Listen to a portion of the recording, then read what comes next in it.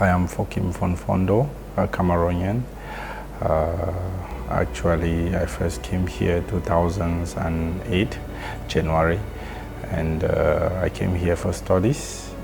I did Business Information Technology in the Asian Pacific Institute of Information Technology then. I think now they did change to APU, Asian Pacific University. So I did a 3 years degree program, Business Information Technology. I graduated in 2011.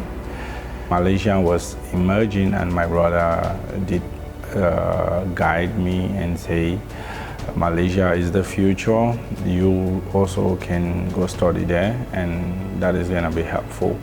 So I had to apply for some universities in UK as well as Malaysia, but I did get first response with Malaysia, and it was quite flexible the way they were handling the admission process. So Malaysia tertiary education is very good. I went through something, and I could say what I'm doing now is credits to my tertiary education in Malaysia. So the facilities, the environment, the lecturers and the programs, I think it's quite good for the world today and much more for Africans. The curriculum makes a lot of sense, interpreting our real life activities in Cameroon with our needs that we do need currently. Life in general is getting different. Actually, the opportunities when it comes to job placement is quite changing. Then it was a little bit open, but now it's getting tighter. And as a foreigner, it's not quite easy here because the integration procedure is quite slow. So different changes happen, I don't know, based with the way they run the government. So foreigners here don't find it that easy, except you are really a top mercenary, or I would say, except you really top skilled. When we first came into Malaysia, the objective was to be a first world country in 2020. I think they were working on something. So 2020 is around the corners next year, and things are not like they anticipated. So that's a delay which affects every part, affects us as foreigners here. So when I finished, actually, I worked for my school for some time in the admin, like a student ambassador. And after a couple of months, I took on another opportunity, working with paperless company. So they were more into education, online education. So I did some time there for about 4 or 5 months. My passion, it's always been, or my hobby, it's always been playing football.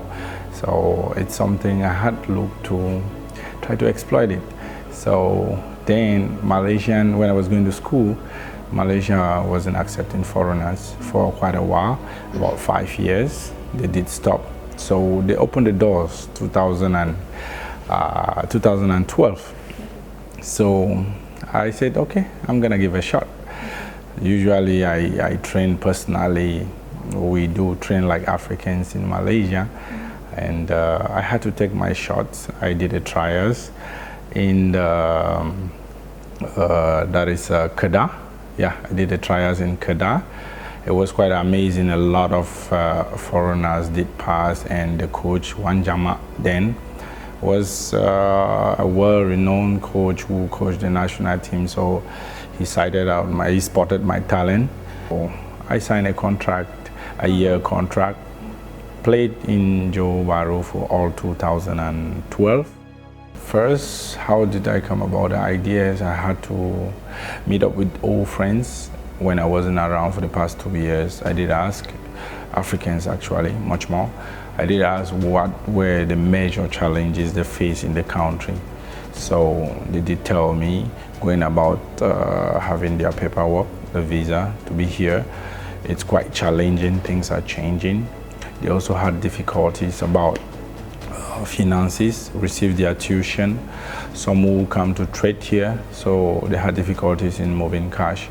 And also some who are based here, they couldn't send things to their loved ones easily. So these were the three main things that came up. So I started thinking about money, the transfer, the transaction. That's how I came about the idea of Fokim Money. I had to put in a lot of efforts to find solution about this.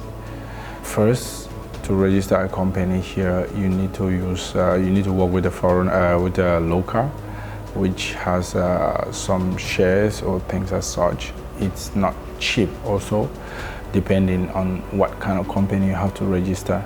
And being a foreigner, trying to create this acquaintance, especially when it comes to a financial something, is quite difficult.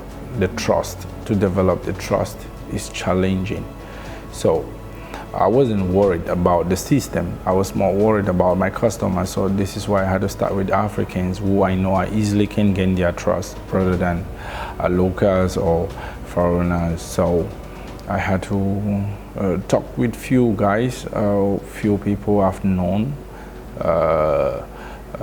So they had to say they are okay, they are willing to work with me because they know who I am and how we can put things together. Fokim Money provides a wide range of services. We had to use Cameroon diaspora at the beginning to model what we later want to give out to the population. So we do offer services of making payments for different companies, being home and abroad. We do help pay tuition for students who are studying here and in other countries, US, any other country.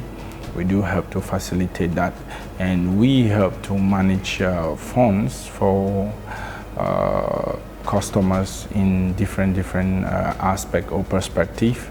They have an account with us, and from that account they can easily handle things like for diaspora. The diaspora, they can create an account with us which is linked with, we have MTN Money, Orange Money and Express Union, and we are working on other partners to come. So they could literally pay bills for their families while abroad. They could send money for as less as 5,000-10,000 francs CFA. That could help them in running one or two things.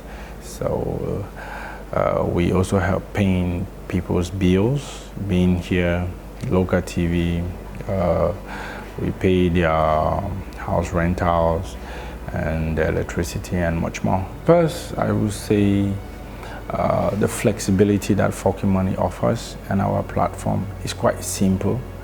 No complication in registering or sending funds. So you could send funds at home once you've come to our office.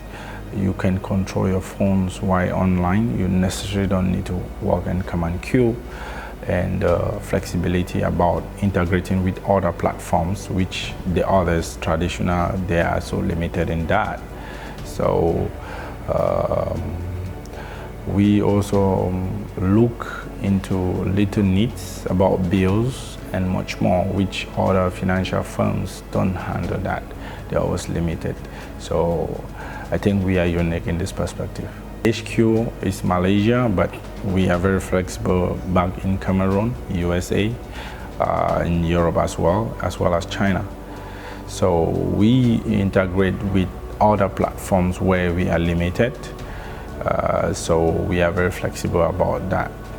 The most challenging time, I will say, the solution we provided was too good for the customers, so much so that the demand was high.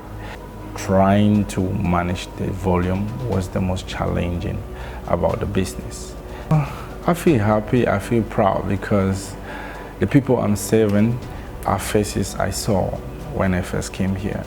So I act like maybe a model for some, and some, even my colleagues or schoolmates, they are now thinking like what I studied, they want to urge their juniors or their kids to go about that. So I feel very happy and proud to see that I'm important in my society in some way. It's only been a very positive impact because we're trying to make the solution in the best possible way. That because we are working soon, our app is gonna be available, and it doesn't matter doing business. People want to pay using the Fokim Pay. They want to do things as flexible as possible, being at home, traveling, or wherever. So it's something really refreshing because many people were so angry that the Malaysian people don't give them a solution, but we have to create for ourselves because they cannot create a solution based on our own perspective. Next 10 years, I see Fokim Money having a very good foundation in Africa in general, because at the moment our target is the diaspora.